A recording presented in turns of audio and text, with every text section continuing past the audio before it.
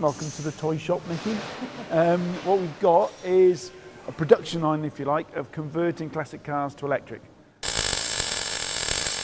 Owning a classic car is a sensory experience. Purists say it's the feel of the leather, the smell of the fuel, the growl of the engine that brings a classic car to life. But here, that growl is silenced. The process starts down this end of the workshop. All the dirty, smelly stuff gets dropped off. Okay. So our engines, gearbox, fuel tanks, exhaust, etc. all comes off near the door so we can throw that out really quickly.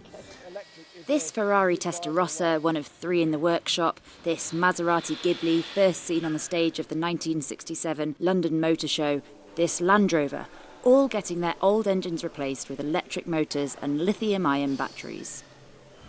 In fact, around 40% of the batteries Richard is putting into classic cars are recycled from other, usually crashed, electric cars. They've used so many, they've exhausted the UK supply of second-hand EV batteries. We're future-proofing the classic cars to be able to be used, if you like, regularly in the 21st century. But for me, it's less about that. It's more about being able to have the confidence to get into a classic car and use it as a daily driver. My cars are daily drivers and they're classic cars. I don't have a modern car. In fact, one of my daily drivers is outside if you want to go and have a spin in it. So to turn it on, just literally turn the ignition key on. Put your foot on the brake to put it into D. Yeah. And then take your foot off the brake, but very gently press the accelerator. Take your foot off. There you go, and you're away. Under the power of electrons. How exciting. There's around 1.5 million classic cars on British roads, but they're high maintenance, the parts are hard to find, and the fuel is dirty. So why not just rip out the engines and put in something clean?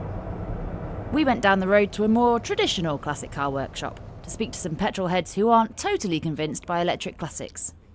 Purists would argue, and traditionalists would argue, that it came out of the factory with that engine, so really to restore it with an electric motor just doesn't seem right. Many in the vintage car community aren't keen on electric classics.